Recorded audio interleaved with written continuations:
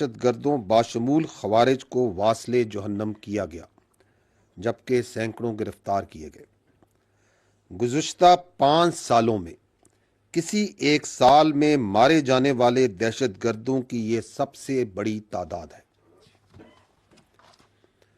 دہشت گردی کے اس ناسور سے نمٹنے کے لیے روزانہ کی بنیاد پر 169 سے زیادہ آپریشنز افواج پاکستان، انٹیلیجنس، پولیس اور دیگر قانون نافذ کرنے والے ادارے سر انجام دے رہے ہیں۔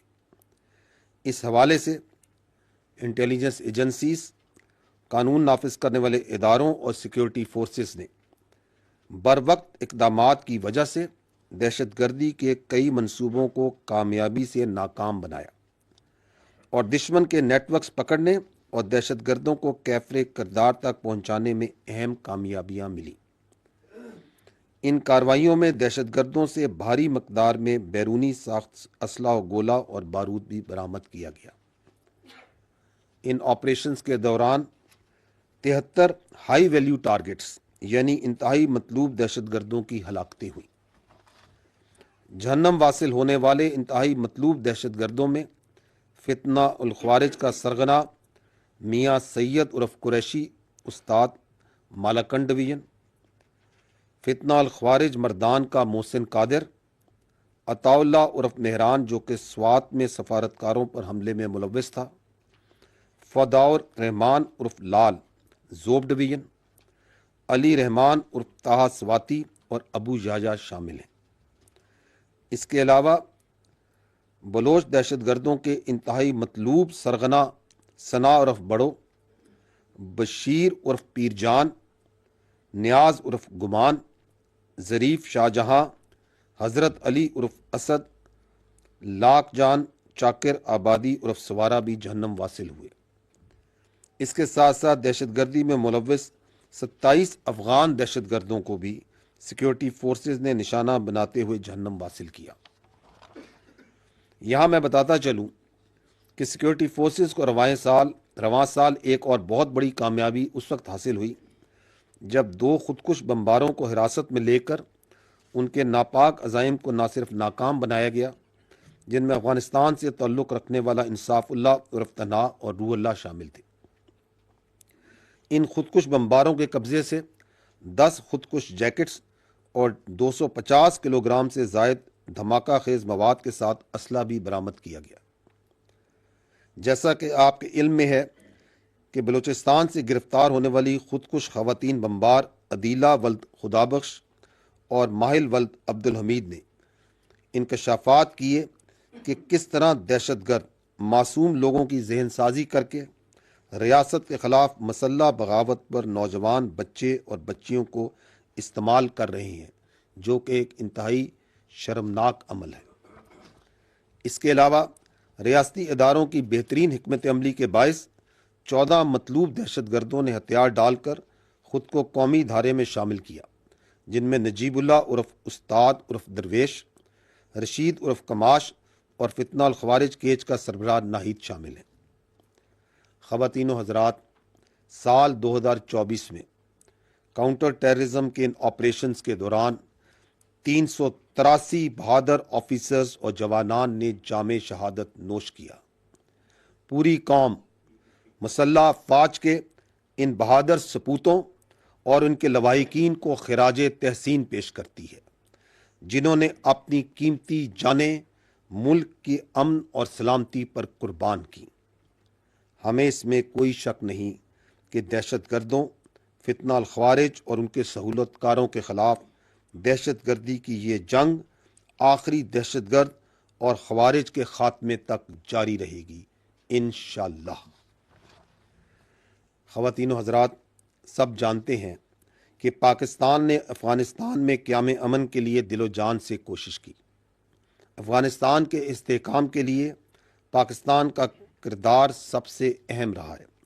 پاکستان ایک طویل عرصے سے افغان مہاجرین کی میزبانی بھی کرتا آ رہا ہے، جس کی پوری دنیا متعارف رہی ہے، لیکن پاکستان کی تمام تر کوششوں اور 12 ریاستی سطح پر افغان عبوری حکومت کو نشاندہی کرنے کے افغانستان کی سرزمین سے فتنہ الخوارج اور دیگر دہشت گرد مسلسل پاکستان میں دہشت گردانہ کارروائیاں کرتے آ رہے ہیں۔ دہشت گردی کے واقعات کے تانے بانے اور شواہد افغانستان میں موجود دہشت گردوں کی پناہ گاہوں تک جاتے ہیں۔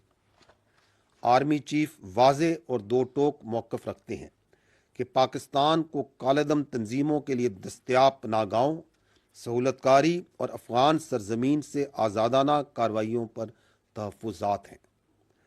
پاکستان دہشت گردوں کے نیٹ ورک کو ختم کرنے اور اپنے شہریوں کو ہر قیمت پر تحفظ فراہم کرنے میں کوئی کسر نہیں اٹھا رکھے گا۔ خواتین و حضرات، ویسٹرن بارڈر مینجمنٹ رجیم کے تحت جو کام جاری ہیں وہ پایہ تکمیل کو پہنچنے والے ہیں۔ قبائلی اضلاع میں 72% علاقے کو بارودی سرنگوں سے پاک کر دیا گیا ہے۔ اس دوران مائنز اور ان ایکسپلوٹڈ آرڈیننسز کو بھی ریکور کیا گیا ہے۔ حکومت کی خصوصی ہدایات پر سمگلنگ، بجلی چوری، منشیات اور ذخیرہ اندوزوں کے خلاف کریک ڈاؤن کا سلسلہ بھی جاری ہے، جس میں افواج پاکستان بھی اپنا رول ادا کر رہی ہیں۔ اس ضمن میں ملک بھر سے ایک بھرپور حکمت عملی کے تحت مختلف کارروائیاں عمل میں لائی گئی ہیں، جن سے ان غیر قانونی سرگرمیوں میں واضح کمی ہوئی ہے۔ اس سلسلے میں ون ڈاکومنٹ رجیم کے نفاذ کے بعد غیر قانونی بارڈر کراسنگز میں بھی بتدریج کمی ہوئی ہے۔ پاسپورٹ کے استعمال کی شرح میں بھی خاطر خواہ اضافہ نظر آیا ہے اور سمگلنگ میں بھی بہت حد تک کمی واقع ہوئی ہے۔ میں یہاں واضح کرتا چلوں کہ پاکستان سے غیر قانونی افغان باشندوں کے انخلاء کا سلسلہ بھی جاری ہے۔ اس ضمن میں ستمبر 2023 سے اب تک 8,15,000 غیر قانونی افغان باشندے واپس جا چکے ہیں۔ خواتین و حضرات، اگر ہم لائن آف کنٹرول کی صورتحال پر بات کریں تو بھارت کی جانب سے مشرقی سرحد پر خطرات کا ہمیں بخوبی ادراک ہے۔ بھارت ہمیشہ کی طرح اپنے اندرونی انتشار سے توجہ ہٹانے اور خطے میں اپنی اجارہ داری قائم کرنے کے لیے جو منصوبہ بندی اور اقدامات کر رہا ہے، پاکستان کی اعلیٰ سول و عسکری قیادت اس سے بخوبی آگاہ ہے۔ رواں سال میں اب تک متعدد مرتبہ بھارت کی جانب سے چھوٹی سطح پر مختلف سیز فائر کی خلاف ورزیاں کی گئیں، جس میں 25 cease fire violations, 564 speculative fire, 61 air space violations جبکہ 181 ٹیکٹیکل ایئر وائلیشنز کے واقعات شامل ہیں۔ رواں سال بھارتی حکومت کی جانب سے متعدد فالس فلیگ آپریشنز بھی کیے گئے، جن کا بنیادی مقصد اندرونی سیاست اور خلفشار سے توجہ ہٹانا تھا۔ حیران کن طور پر تمام فالس فلیگ آپریشنز کی اطلاع را سے جڑے جعلی سوشل میڈیا پروپیگنڈے کے ذریعے دی جاتی رہی۔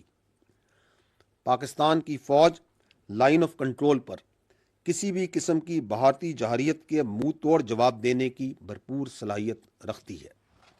یہ بات بھی طے ہے کہ ہم ہر قیمت پر اپنی سالمیت اور خود مختاری کے دفاع کے لیے ہمہ وقت ہر قربانی دینے کے لیے تیار ہیں۔ بھارت نے مقبوضہ جموں و کشمیر میں جو ظلم کا بازار گرم کر رکھا ہے اور جس طرح وہاں کے نہتے کشمیریوں پر ظلم کے پہاڑ توڑے جا رہے ہیں اور بے گناہ کشمیری نوجوانوں کو غیر قانونی آپریشنز میں شہید کیا جا رہا ہے، یہ سب کچھ دنیا کے سامنے ہے۔ بھارت کے زیر تسلط کشمیر میں عوام اقوام متحدہ کی قرارداد